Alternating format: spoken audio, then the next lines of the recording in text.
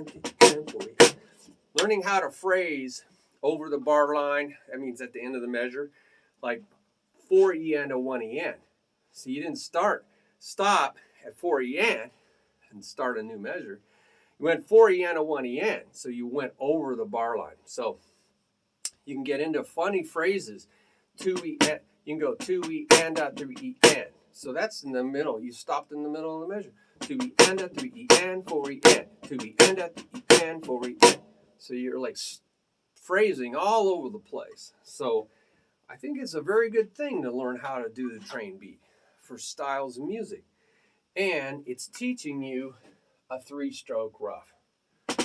It's teaching you how to do that.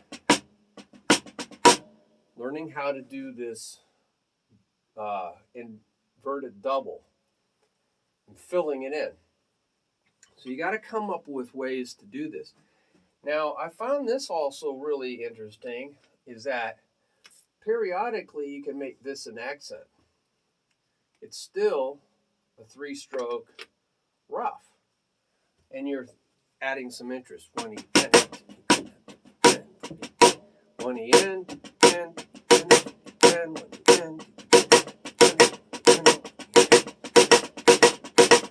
Now that's a really good thing to do for samba.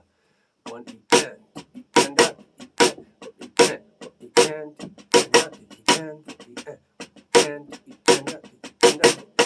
so if I go 1 en, I still have to go 2 en to end the phrase. Now I can start on this side.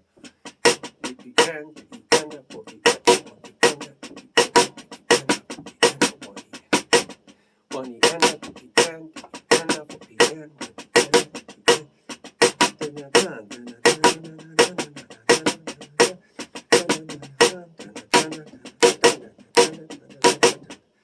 so fun adding that extra accent. So mess around with that, because that'll add some spice. You know, spice, variety is the spice of life, to your train beats.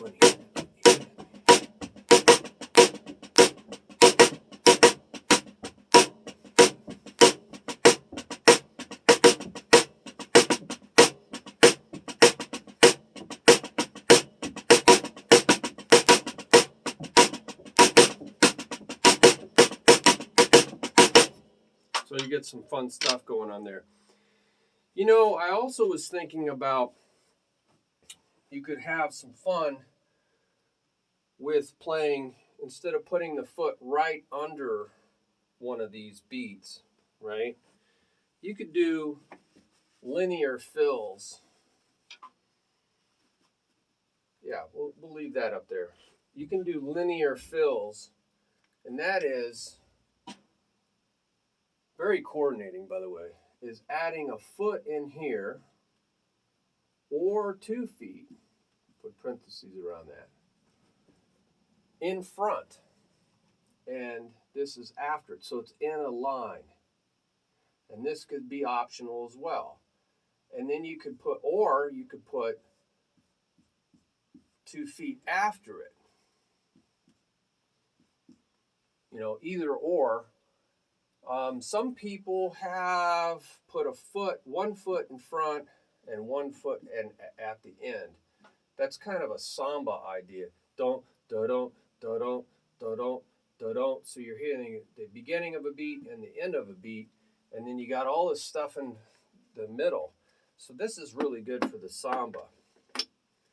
You can do this double bass or single bass. Either you can single bass this, you know, 1 foot doing two beats, some technique. There's videos out there for that. So I'm going to keep it simple. I'm going to do just da-da with 1 foot. So now you got to come up with countings for this, so you know how to use it. You can say this is 1 E and but again you have an accent on the end. 1 E and got an accent on the end of a beat. That's weird, but might be a samba type accent here, samba type thing. See that? 1 E and 2 E and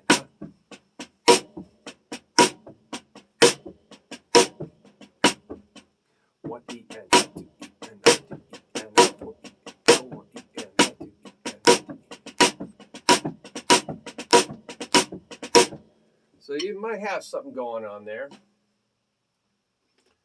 I think it would be nice to say and two. So you're putting the accent on the end and two. So now the bass drum is on the and this is on the two. So now it's a triplet. And two and three and four. So now the feet are on the ands. So let's make that very obvious. So we're saying and two and a two and a three and so this is a 16th note triplet. And a two and a three and a four and a five. Remember, you can say uhs, da das. One da da two and da three and da four and da one. The two and the three and the four and the one and the two and the three and the four and the one and the two and the three and the four. Now that's a useful fill. That's a definite useful fill. Instead of 16 note triplets, you could think of this as 1 E 2 eighth note triplets. So now you're slowing it down, or depends on your tempo of speed. Now you have the bass drum on one count and the end 1 E 2 3 E 4 1 E 2 3 E 4 1 E 2 3 E 4 1 E 2 3 E 4 1 E 2 4 1 E 2 3 E 4 1 E 2 3 E 4 1 E 2 3 E 4 1 1 E 2 E 3 E 4 E 1 E 2 E 3 E 4 E 1 E 2 E 3 E 4 2 E 3 E 4. Now that might work out really nice because you're in eighth note triplet land. Jazz 1 E 2 3 E 4 1 E 2 3 E 4 1 E 2 3 E 4 1 E 2 3 4 1 E 2 3 4 2 4 1. So play jazz faster. 1 2 3 4 1 2 3 4 1 2 3 4 1 2 3 4 1 3 4. So you can use triplets in jazz and blues, right? So you got to come up with countings that work for these types of things. Now, if you put the feet at the end, you could try counting something like, let's try that. Let's try getting rid of this.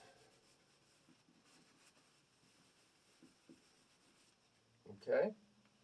And try counting, because you're going to end on a foot. 1 E and A doesn't sound right to have to end on a foot. So let's think end on a number or an and. Working backwards, we're not doing this right. So we got and a one. Or E, 1 E, and a two. But if we went with triplets, E, 1. 1 E, 2, 3 E, 4. So now we've just done the reverse of this. So we're going 1. I'm going to start on the left hand. 1 E. I'm going to go and a 1. And sorry, yeah. And 1. And it's weird having an accent on one of these, though, I have to say. And 1 and 1 and 2 and 3 and 4 and 1. So it's going to sound like cha-un, cha-un, because you can hear this accent, cha-un, da-da, cha-un, da-da, cha-un, da-da, cha-un. Now that might be a nice sound effect because you're accenting an offbeat, so it's very syncopated. So you got to try these different accents. Now, the beauty of this is when you get into double bass, you get changing things quite a bit, because now you got an extra foot there. You got an extra hand there. So we're still not adding this. If you add 2 feet, you get, like, you could make this a number, go E and E, oh, sorry, and E1. 1 E and 2. Make this a 2. So now you have more notes to work with. So now you're back to 16ths. 1 E and 2.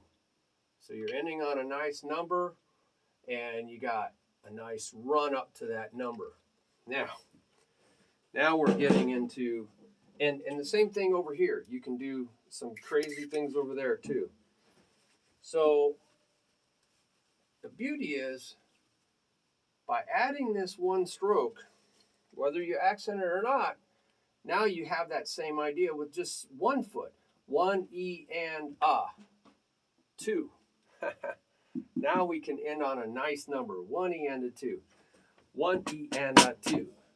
1 E and 2. And you can accent that, and it'll fall right on the 1 E and 2. 1 E and 2. And 4. 1 E and 2. And 4. 1 E and 2. And 4. 1 E and 2. And 4. 2. And 4. Now that sounds like a really nice fill, right? Lots of notes in here. And if you end it on, start it here, 1 E and 2. 1 E and 2. So now it ends on a ta-ta. 1 E and 2. 1 E and 2. 1 E and 2. So now you got accent, accent, bass. That might sound really nice. 1 E and 2 might not sound as good. 1 E and 2. 1 E and 2. 1 E and boom. Boom. Boom. You know, it's that having a soft one here, a loud, soft, and a boom might not sound. You have to experiment. You know, little children learn by experimenting. We're supposed to be like little children, going out and playing, experimenting, trying, using your curiosity, your imagination. And this is what makes it really fun. Time flies. It's already 23 minutes because I'm having so much fun. So we're going to wrap this up, I think. Yeah, there's only a little bit left here. One of the things that I came, close your eyes or zone out as you play. Oh yeah, this is some, when I was doing this is a prophetic rhema, which is what this website's all about. Is I realized that if you just close your eyes as you're playing, I just closed my eyes. When I looked up, I saw joy on my face when I was looking in the mirror. And it's because I got into the zone where I was just at peace. I was at rest. I wasn't working anymore. And that's where the Spirit works, is when you're not striving and working, you're just in the joy. You're just in the joy of the moment. You're in the joy of the Lord, right? You're in the peace of the Lord. All these have videos out there for the joy and the peace of the Lord. And it's getting into that. It's allowing yourself to rest in that. And this is, by the way, I felt very grateful, very thankful. I was just going like, in fact, I think this would be a good exercise, is just to go into the zone and just be thankful, just be grateful. And this really is the essence of worship. So I was just going, yeah.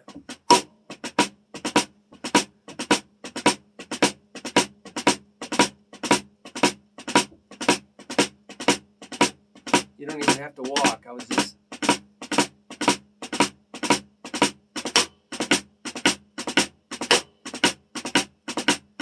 and just while you're doing that, just say, you know, if you feel joyful and grateful, just thank the Lord. I was just, thank you, Lord. Oh, thank you for drumming. I was like, this is beautiful. I was seeing the beauty of it. I was feeling the beauty of it.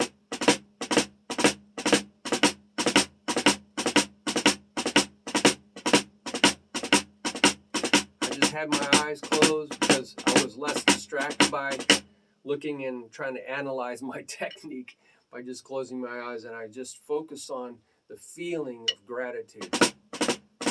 I wasn't focusing, I was just feeling grateful. But I realized that this is the essence of worship. Because I was thanking God for the beauty of this.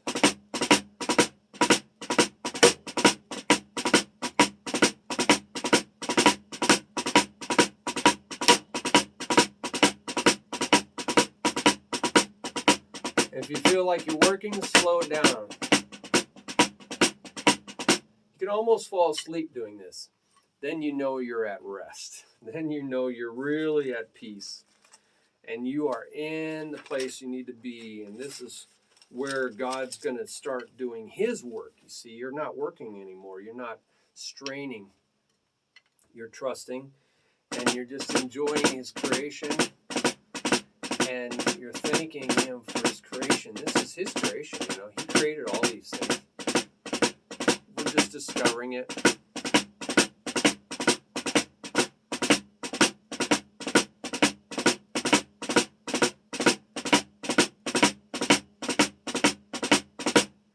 So I just love that little flourish, that little, right? This is a flourish. This little flourish, this little burst of energy. And yeah, we talked about putting your feet on a metronome and then you're filling in right before. You don't even know maybe even how to count this, right? You can put your feet on a metronome, boom. So I'm hearing that metronome count. Or you can put your foot right here, which is more likely. So you go 1, 2.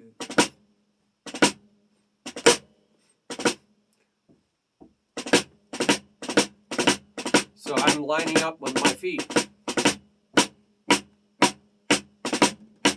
Right? I got to end on those strokes.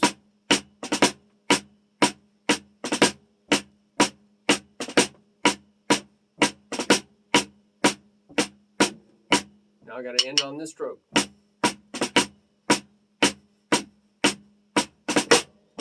So if I got to end on the stroke, I got to start on this stroke.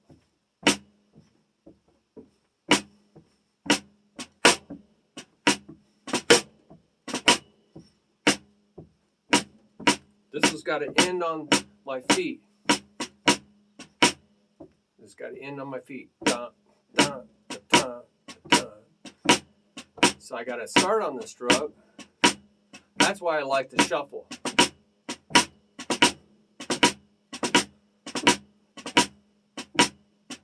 So I'm whipping it to get on my feet. Da, da.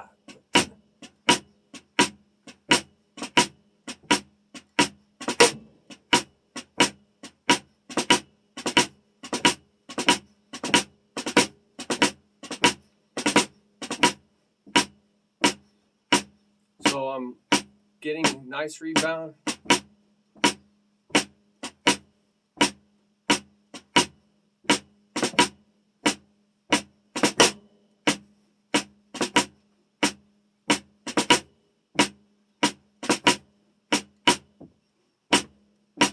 Getting back on my feet.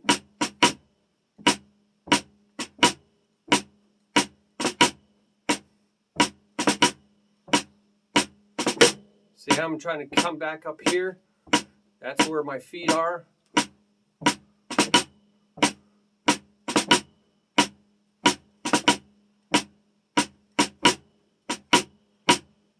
Oh, sorry. Got to get back on my feet.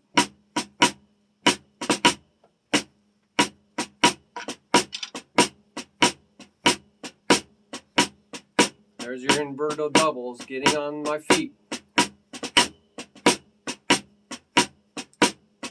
You might just work on the inverted doubles like I am.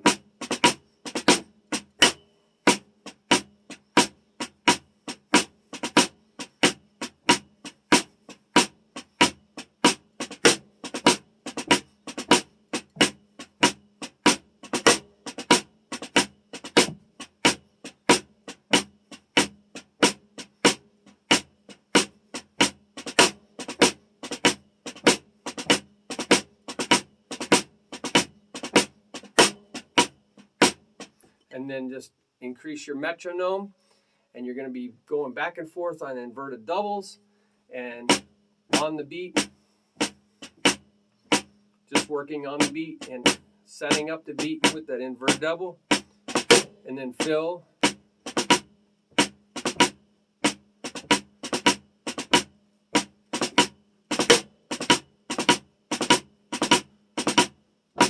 Okay, you're just trying to do that. Now you could treat this as an offbeat, 1 and 2. Work on that, right? Now you got to figure out 1 and 2 and. Now you got to see this is the beat, and you got to get the and. 1 and 2 and 3 and 4 and 1 and 2 and 3 and 4. There's the offbeat. And 2 and 3 and 1 and 2 and 3 and 1 and 2 and 3 and 4 and 1 and 2 and 3 and. So what's happening here is this is the and, this is the 1, and you're going and 1, and 2, and 3, and 4, and you're trying to fit out of and 1 out of and 2 out of and. No, this is not E, it's E and. But I usually just say duh. 1 to the and, 2 to the and, 3 to the and, 1 to and, 2 to and. So there's the shuffle. 1 to and, 2 to and. So this is a shuffle, and you're filling in the shuffle. 1 to and, 2 to and. E and, 16th no shuffle. E and, 1 to and, 2 to and. So that's what's happening in that last part. A little more complicated. 1 to and, 2 to and, 3, 1 to and, 2 to and, 3 and 4 to and, 1 to and, 2 to and, 3 to and, 4 to and. Now, if you get confused with any of this, I'm going to put it down in the descriptions so you can see all this. Wow, that was a lot of information. Had to go long on part 2. Sorry, guys. It's hard to fit all of this in. I hope you got some joy from this, and that you feel that gratitude while you're playing, and you give thanks for that gratitude. You know, you're grateful. You feel grateful. Who are you grateful to? You should think about that. Who are you grateful to? You know, music was given to you as a gift. If you haven't figured that out, keep searching. You'll find the truth. It was a gift given to you. You know, I love what John Riley said. He has a video called The Gift. And it is really true. The gift is not that you have some kind of skill.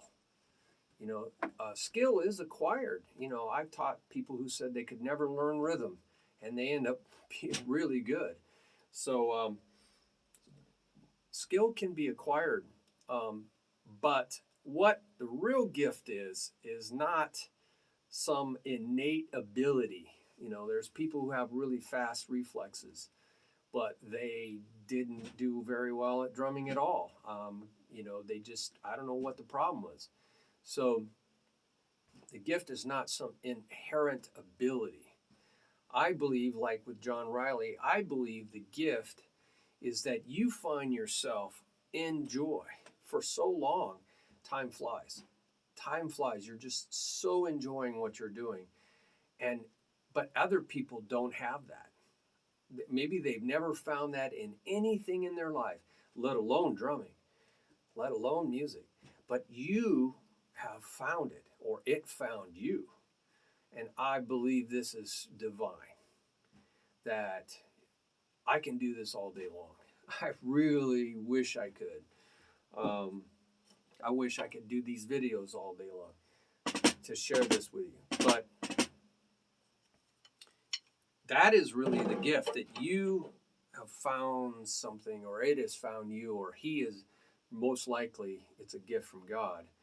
Hey, this is something that you can just find yourself lost in, exploring like on a starship, going through the universe, exploring and discovering, and endless curiosity, and that you can lose track of time, and that you can find so much joy. And I'll tell you, because I had this experience, God is revealing this to you. He's revealing, he's uncovering it. Why does he want you to experience this joy, this intense joy, intense curiosity and adventure and discovery and exploration? Why?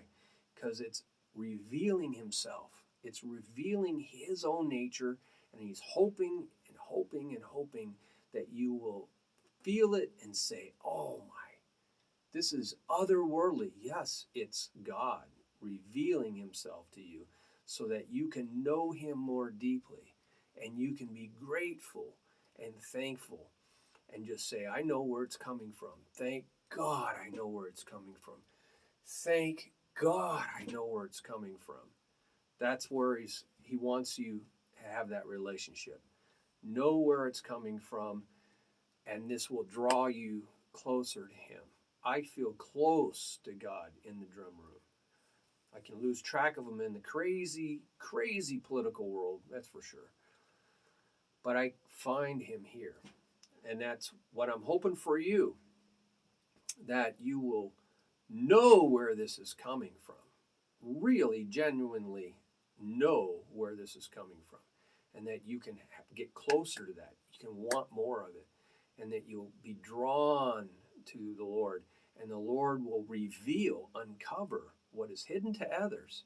There's a lot of people that think they're wise and understanding, but it's kept hidden from them. But it's revealed to little children. Little children don't have all these mental hang-ups. It's your head that's getting in the way. But your heart, right? Well, our head and our heart, very hard to separate.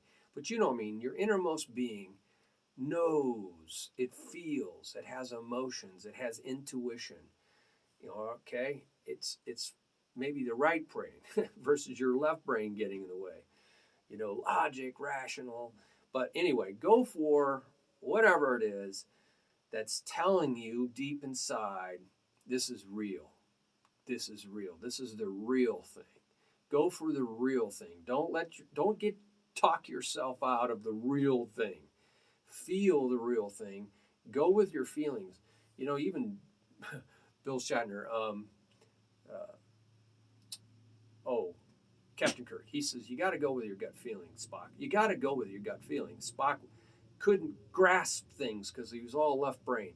But you got to go with your gut feeling, That's your intuition. That's what I'm talking about. This something inside of you that's drawing you closer to the Lord. Well, you just got to go with that. And then you will know for sure. See, if you psych yourself out with your left brain, like Spock did, then you will never know. It's off limits. It's just not accessible. You created a wall. I can't go past my left brain. I just can't go past my left brain.